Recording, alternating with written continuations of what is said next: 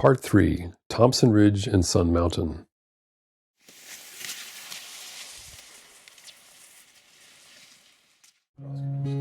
Picking a favorite part of the valley to ski in is kind of like picking your favorite cookie. Chocolate chip or oatmeal, it's all really good, but I have to say that I like Sun Mountain the best because the variety is the greatest.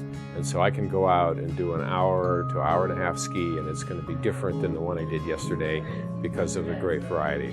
We've got flats, uphills, downhills, exciting turns, all that stuff right here. Not that I don't love other parts of the valley, but that's really still and always has been my favorite. Well, for beginners at Sun Mountain, it's a little bit tough because we're on top of this hill. We've got an advantage in that we've got a great ski school area for learning, but we are on top of this ridge, so we've got to get skiers down, and that's one of the prime reasons that we built the Chickadee Trailhead a mile down the road. And there's a great loop that beginners should do but often miss, and that's to start at the Chickadee Trailhead, take their skis off, walk down to the Beaver Pond, because that first part's a little bit of a hill, then start skiing on Beaver Pond Trail, then take what's called shortcut, which will take them up to lower Sunnyside. So they're going up a trail that's a little more difficult, but beginners usually don't have trouble going up. Then by skiing lower Sunnyside and coming back on Beaver Pond, they get easy trail and some of the best scenery that way. Otherwise, if they just go on Little Wolf, they're in the woods and it's a little harder to ski. So that what stops people is that little bit of walking downhill first across the bridge. But once they do that, that's absolutely a great beginner's loop. The Lower Sun Mountain Loops. The Chickadee Trailhead is the starting point of a collection of shorter loops that are in the basin between Sun Mountain Lodge and Thompson Ridge. There are trails that feed into these same loops from Sun Mountain Lodge for those starting their ski day from the lodge parking lots.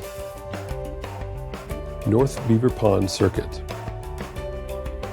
The View Ridge Trail is a short 1.5 kilometer trail on the ridge just west of the lodge to warm up on, but the main route to the extensive trails at Sun Mountain is down the Sunnyside Trail heading towards Beaver Pond. First head south on Sunnyside, then follow the trail as it turns to the west and make your way to the Lower Fox, Upper Fox, and then the Little Wolf trails. The trails are great for beginners and have several short climbs and descents that roll through the forests.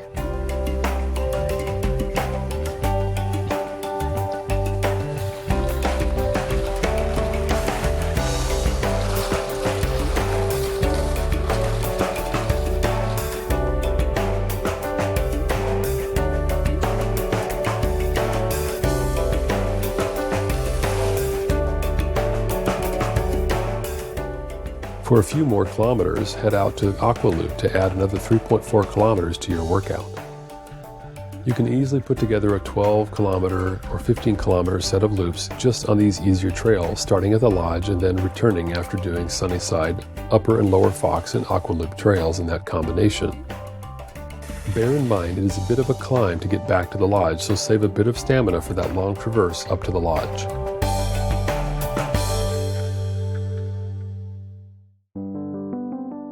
Beaver Pond Trails. Starting from the Chickadee Trailhead, head north on Beaver Pond Trail that hugs the shoreline of the small pond. Shortly after starting out, you'll come across Rodeo Trail, a black diamond run that takes you up and down the slope just southwest of the pond. If you choose the mellow route, you will round the pond and connect with Homestead. From this junction, you have numerous choices. Head to the North Beaver Pond Loops, or head south along the return trails of Yellow Jacket or Little Wolf back to Chickadee. All of these trails involve a bit of climbing, so be prepared to exert yourself. They are short, under 2 kilometers, so heading back out on one of these parallel trails for more distance is something most skiers will want to do. For skiers who want to start from Chickadee and add in the Beaver Pond Loops, you can add 5 kilometers on each set of loops quite easily to build out a 10 to 20 kilometer set of loops staying close to the trailhead. This is great if you have younger skiers who may need a break in the hut at the trailhead.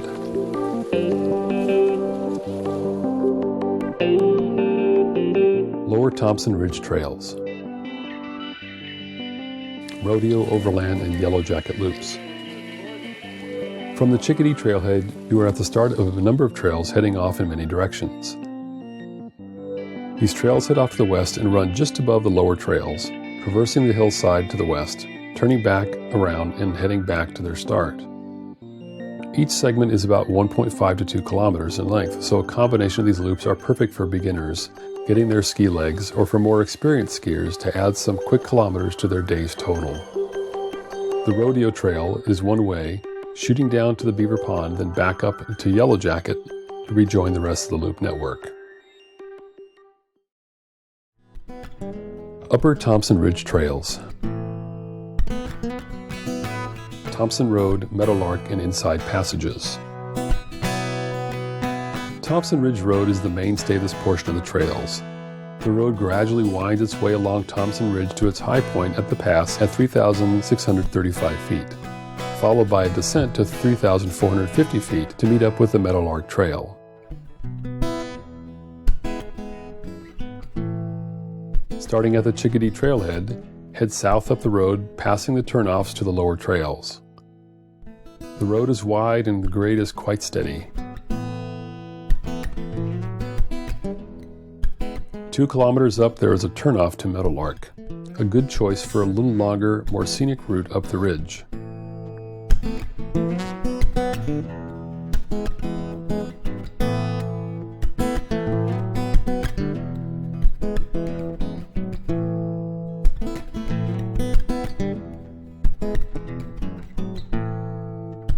Meadowlark switchbacks its way up a different aspect of the ridge and takes you to the same destination point.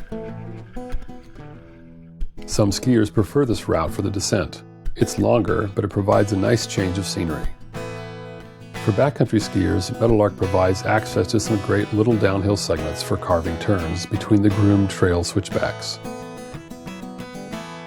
Once at the top of Thompson Ridge, you have 2 choices initially.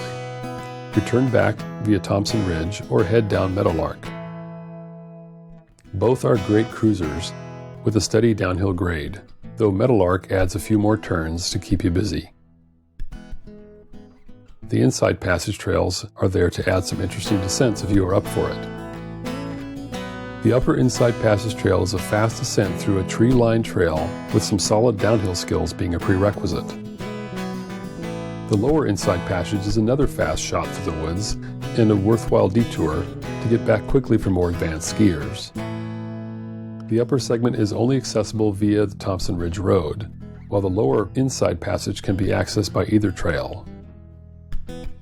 If you haven't had enough skiing after these descents, you can still add a few kilometers quite easily by skiing some of the lower loops described in the other section of this guide.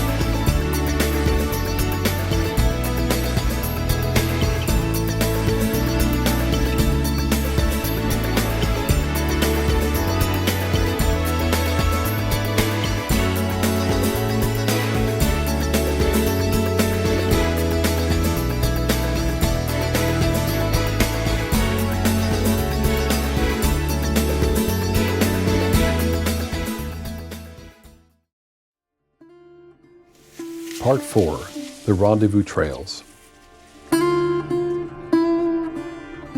There are 2 entries into the Rendezvous Trails that start on the east side of this trail network. The first is the Gun Ranch Road parking area, which is a good drive high above the valley along Gun Ranch Road. The second start point is the Cub Creek Trailhead, which is 7 miles up the West Chouick Road and a few more miles up Cub Creek Road. Like the Mazama area, it is colder in this part of the trail system due to the elevation, and often the snow is better here than the lower valley during low snow periods. Gun Ranch Trail. This segment of the trail is most often populated by local skiers. Once you go there, it is easy to see why. Yes, it is a steady climb much of the first 5 kilometers, but the views are spectacular along the first part of the trail.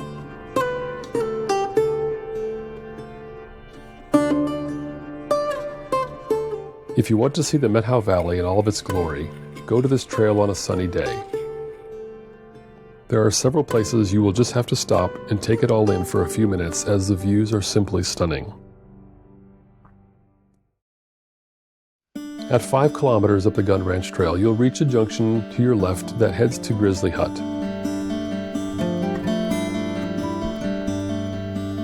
This 1.6 kilometer spur is worth the trip to see the hut and have a cozy lunch spot, and sets you up to have a 13 kilometer ski if you return back the way you came.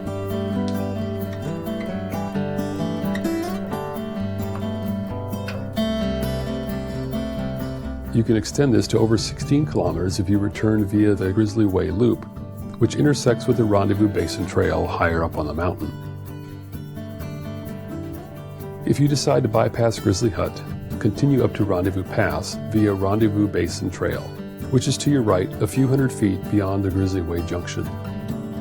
This 2.7 kilometer section of the Basin Trail climbs steadily over 400 feet to reach Rendezvous Pass. Most of the trail is in the widely spaced ponderosa pine forests that blanket Rendezvous Mountain, and your views will be limited. If your destination is Rendezvous Hut, you still have another 0.8 kilometers from the pass to reach the hut. Settle in the hut for a snack break.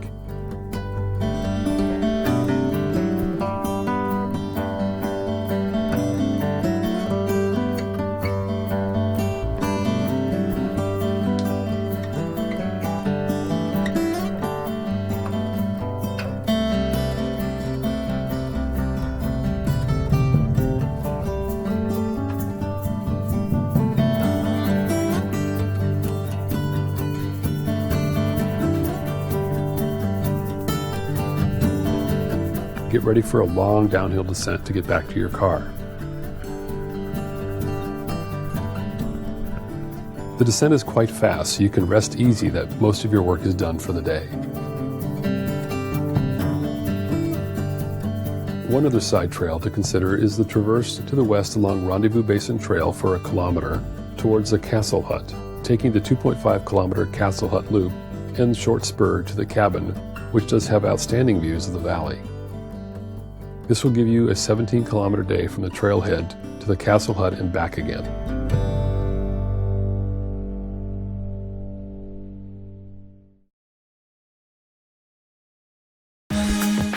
The Cub Creek Trails. Head northwest from Cub Creek Trailhead up Cougar Bait.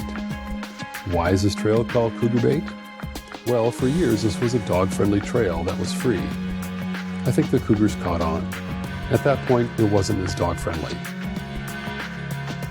Head up the road, which is Cougar Bait, a very gradual climb, and is a great segment to practice your uphill technique as you move up the Cub Creek drainage.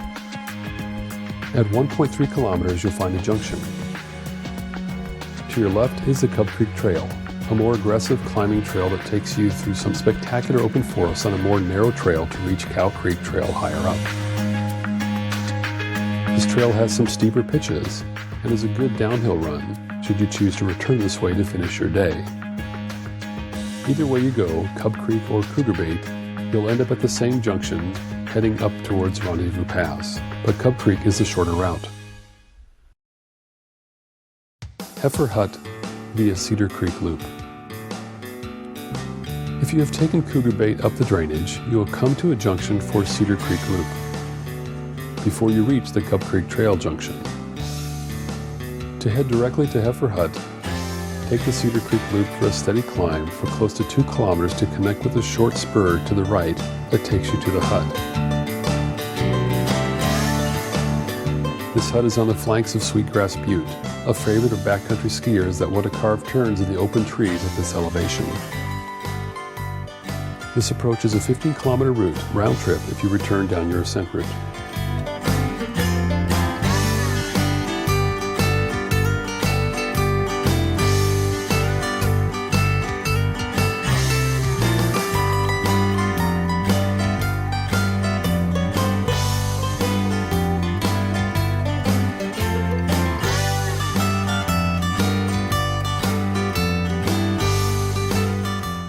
You can also access a hiker hut going up Cow Creek, but this is less direct, making the full trip close to a 24-kilometer day if you stick with the same descent route. You can mix the routes to tailor your distance as you like.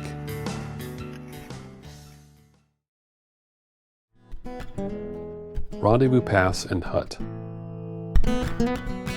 The main destination of these trails is Rendezvous Pass, but you may choose the hut to be your turnaround point if you want to add a few more kilometers to your day. After your initial approach to Cub Creek drainage via Cougar Bait or Cub Creek Trails, follow the Cow Creek route to the southwest towards Rendezvous Pass, which is another 5 kilometers up the road. The road is gradual, allowing for skaters to make their way up alongside the classic skiers in the tracks on the side of the road. You'll notice a trail intersection at the 4-kilometer mark, Little Cub Creek Trail. This trail is a continuation of the Cougar Mountain Loop that starts at Rendezvous Pass. These two trails are black diamond runs as they have rapid descents and some sharp turns that will challenge the intermediate skier. Once at the pass, there are 2 huts a short distance away, the Gardner Hut to the south and the Rendezvous Hut to the northwest.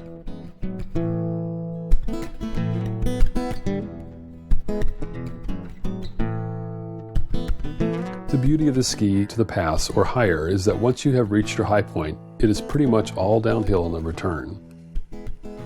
There are a few short segments of uphills on Cougar Bait, but for the most part, you can just tuck and cruise down the trail. If it's cold, it will definitely be chilly on this sun-protected set of trails, so bring a warm layer for the descent.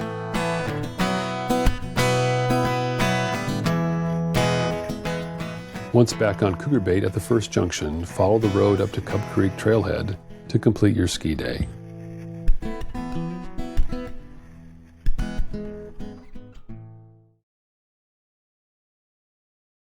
I hope this guide to the Methow Trails system has helped you explore this picturesque valley this winter. Of course, there are many more combinations of trails and loops you can do to create your ski experience during your stay in the Methow. The beauty of the Methow Trail system is the ability to create 10, 15, 20, or even 50-kilometer combinations of trails without ever having to ski the same segment during the same day. Take time to explore the various sections of the trails and find your favorites that suit your fitness and skiing ability. If you are a classic skier, you'll find all the trails very accessible. For skaters, especially when you're beginning to learn to skate, you'll find some sections very challenging due to the long climbs, but as you gain more efficiency with your technique, you'll find yourself on any trail in the system. These trails are great for skiers of all ages and abilities, and for new skiers and seasoned veterans alike. The most important thing is to get out there, where the air is cold and crisp, the snow is fast, and your incredible workout is waiting for you. Join us on the trails this winter.